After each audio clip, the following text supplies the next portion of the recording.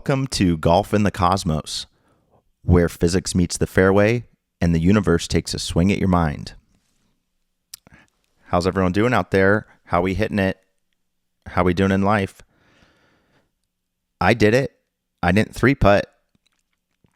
I played 9 holes, just 9, but I didn't three-putt. How did I do it? Well, I told myself, Kevin, you don't birdie. That truly, that reverse psychology seemed to work during that round.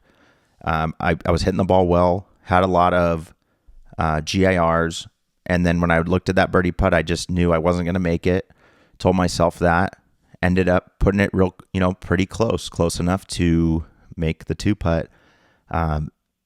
It seemed to take a lot of pressure off that second putt, knowing that that first one had no pressure on it. So it's like, why am I even hitting it? Well, I'm hitting it just to get to the 2-putt. And it really seemed to work. It got me thinking about the 3-putt record. It's 542 holes by Freddie Jakobsen in 2015. That is the no 3-putt record. Longest recorded record. I think Luke Donald had it before that, but Freddie broke that record. 542. That's about 30 rounds of golf. That's it, right? I thought it was going to be higher, to be honest. I thought someone could go way longer without 3-putting, like a whole season or something. But no, it's that difficult. And yes, it has a lot to do with proximity to the hole, right? Some of these greens are big, but again, Freddie, cheers to you, man, holding that record. I'm going to try to break it, but we'll see. I wonder what Freddie was thinking that whole time, to be able to go 30 rounds with no 3-putts. So it's pretty impressive. Another impressive record is the out of bounds record. This one seems harder to break potentially, and that's held by Calvin Peete. He only hit the ball out of bounds one time in 1,200 rounds, about 10-year career on tour. Calvin Peete, one time, OB, that's it. So he was, I guess, super accurate. I think his risk reward meter was probably very high IQ. He must have known when there was trouble how to not hit it in that trouble. So again, Calvin Peete, I mean, that's to me, that's a harder one to break, because we play these. Obviously, if you play a Muni that has no OB and that's the only course you ever play, then you'll break that record. So, but playing, some of these courses we play, right, have a couple holes especially that are going to really test you, and it's just you're gonna eventually hit them out of bounds there, and it's probably a risk reward thing. You're going for that, like I'm trying to eagle it or set up an eagle. But again, to not go OB for 1,200 rounds, that's really quite impressive. Another interesting one is Thad Daber, 1987. He has the record for lowest round with one club. Okay, so he hit, guess what it was? A 6-iron. Okay, so he played with just a 6-iron and shot a 70, which was a 2-under. It was a par 72 course, and he shoots a 70. So that's pretty impressive, But it makes sense to me that the 6-iron is so versatile, right? You can hit kind of a long shot. You could hit some bump and runs. It has enough loft to get out of kind of a bunker or a rough lie.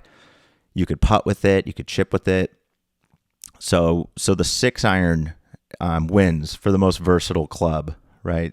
Thanks to Thad back in 1987. I was recently playing on a simulator. We played this game where you burn a club if you miss a fairway or a green. So we were losing a lot of clubs. My 6 ended up surviving the longest because it was just accurate, right? It was hitting fairways. You could kind of choke up on it and hit anything within 100 to 150, up to 200 almost, maybe like 180 max. But that 6-iron could just do anything and be pretty accurate. So I kind of can channel some of that now that I learned about Thad. That he was able to shoot a 70 with just that club.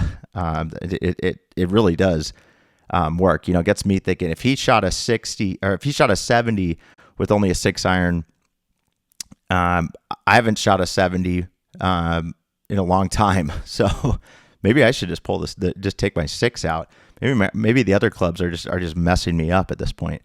Who knows? If Thad can do it, then maybe we can do it too. So, but speaking of like lowest scores, the lowest score according to the Guinness Book of World Records was a 55, and that was shot by Ryan Gibson. 12 birdies, 2 eagles on a par 71, May 12th, 2012, River Oaks Golf Club in Oklahoma. And that was, that I don't believe that was a tour event or anything like that, but it was, the Guinness Book of World Records recognizes it. So, it was a legit, he signed that card. That's for sure. So 55, that's pretty amazing. As far as on tour, there's a ton of 58s. Well, not a ton. There's a few 58s, 4 58s, a bunch of 59s. A handful, I should say, 59s. But one of them stood out to me. Kevin Chappell's 59, 2019 Greenbrier. A lot of these 59s went on to get first or at least top 5. Some 7th place, top 2, first, top 9th, top 7th. So, but Kevin Chappell tied for 47th. So he shot a 59 and then went on to tie for 47th in the tournament. So, that could mean maybe the course was just that easy. Everyone else was shooting 60s, shooting 61. And that's kind of what happened, because he really didn't go that high after. He shot like 71s, 72s after that. But again, to shoot that number, to be that red hot, and then to follow it up with, with 70s rounds, that one just stood out to me a little bit. You would think if someone's shooting 59s, they're just on a heater. What's interesting, a lot of them came in the 4th round. A lot of these 59s were the round 4. So then they were in position, and then they shot it on the right day to then go on to win. So, these guys, this is kind of a list of guys. These 59er. It's quite the accomplishment to be able to pull it all together. And the record for birdies, 9 birdies in a row, is held by Mark by Calc, and he someone tied it. I forget who tied it recently, but no one's beat 9 birdies in a row, and that's real impressive, right? To get 9 birdies in a row. You have to be just feeling every shot, and obviously there's par 4s, 5, different pars, 4s, 5s, 3s that you have to get that GIR and then make the putt essentially. So to get 9, that's going to be a hard one to beat, I think.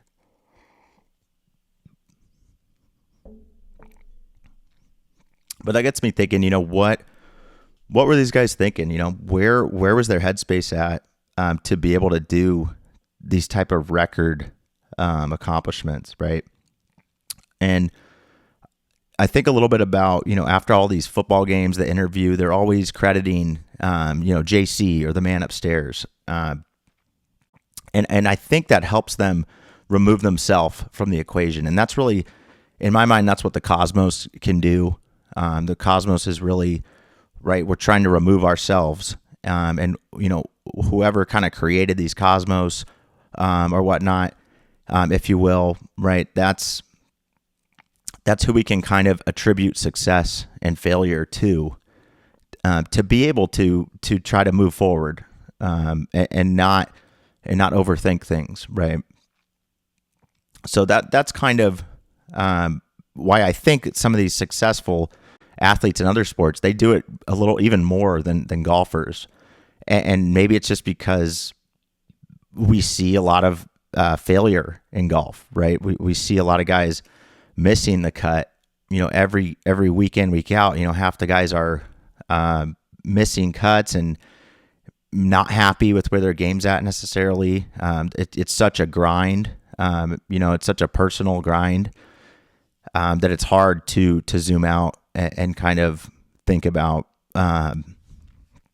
who created the cosmos and what's really responsible for the results at hand. So if I've been also thinking about the moon landing, if the moon landing actually happened, there's a picture of, and you can look it up. There's a picture of a javelin and a golf ball that they took from the moon lander, and that was the spaceman who landed hit a golf ball, right? And there's a video of it too, which is crazy. And it's really hard for him to swing. He's doing it one-handed, and he misses the first two balls, and then he hits one. Supposedly that ball went 200 yards, and if you watch that video, he barely swung at it, and that's all because there's no atmosphere, right? That the ball is going to fly much differently. Also, an interesting tidbit is like the optimal launch angle on the moon would be an exact 45-degree angle because there's no drag holding it back. So and that's complete. With a driver, optimal is like 11 to 15 launch angle, and that's to get keyword optimal. To get that backspin's going to give optimal lift without the air giving too much drag for the ball to travel the right distance and get the correct rollout to maximize distance. But on the moon, you would actually only have one club. Essentially, it'd be a 45-degree club, or you would at least want to get the club that gets a 45-degree launch angle, because that would give you your optimal distance. But again, and then we're talking about over 1,000-yard shots, right, on the moon. So just something to think about once we get the golf course built up there. Another idea I've been thinking about is what we call chaos theory. This has a lot to do with like black holes and how a small change can have a large impact, to the point where a small change, a millimeter movement in a black hole can actually lead to like new galaxies, things like that. So that's how significant, the smallest thing. And so it's kind of like the golf swing. A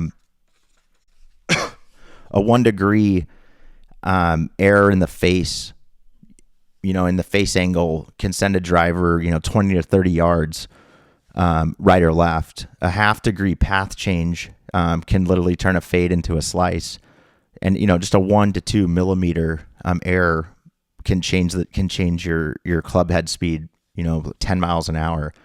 So these are such minute things to think about that are happening during the golf swing. The impact is 0.004 seconds. So all this is happening during 0.004 second time frame. That's when all these things are happening. You have the face, the path, the strike, the loft, the lie angle, the friction. So it's real. It's controlled chaos. Essentially, a bad drive can lead to a bad lie. A bad lie can lead to a bad approach. A bad approach can lead to a bad chip. A bad chip can lead to a missed putt, and a missed putt can lead to a 10. So, and that was all from a half a millimeter miss, off the tee box.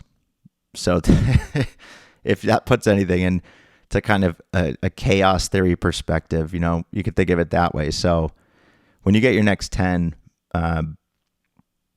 it all happened, within less than half, 0.0004 seconds. So that I think that's that can put it in perspective, right? That it's not that bad because you didn't actually do a bad thing. You didn't mess up for that long. You messed up for 0.0004 seconds, and that led to your 10. So just think of it that way, and then move on to that next hole, right? I was thinking about betting in the Cosmos recently. Why do people bet such small amounts? With their buddies. Like I've played with guys that are betting like $1, like on the hole. So I guess that could be $18 that you could lose max, or 50-cent holes. Quarter holes. You hear that, and I think I figured it out because recently I bet my friend $100, which is more than we usually do. I think we were just getting excited.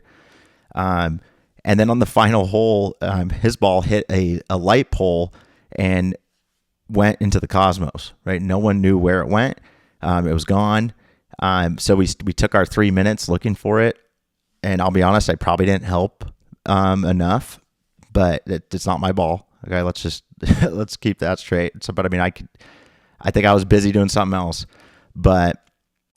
And then after the 3 minutes passed, we ended up finding it. And it's just when it hits a light pole, you don't know which way to look. That was the problem because we just have no idea, where that aluminum pole is going to launch that ball. And he ended up losing the bet because of that hole. I gained 2 strokes, and on a par 3, that doesn't usually happen. You don't usually get 2 strokes back, especially on someone that's pretty good at golf. So, but that one was. Everyone was pretty heated after, for things to end like that. So, that got me thinking. Now I see why people bet, $5, $10, $20. When you start, no one wants to play golf and bet with their friends and have them, lose their mortgage to their house or something. Just because you wanted some extra action. So keep that in mind. Have fun, but let's not have too much fun out there and bankrupt our buddies. Unless that was kind of your initial goal. So, but I want to thank all the followers out there. This thing's growing great. Check out golfinthecosmos.com to get some merch. There's some cool hats, some shirts, some sweatshirts, a really cool golf towel for Cosmos Golf. That's the best way to support the podcast and this movement, right? Let's get our handicaps down by utilizing what's around us, the cosmos, right? Golf and life, what's the difference? Thanks all. I'll talk to you all next time. Peace. I've been taking the sunshine on hold. Whoa, whoa.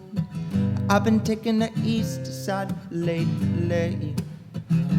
Whoa, whoa. Yeah, ooh, ooh, ooh, yeah, yeah, nah, nah, ooh, ooh, ooh, yeah, yeah, nah, nah, ooh, ooh, ooh, yeah, yeah,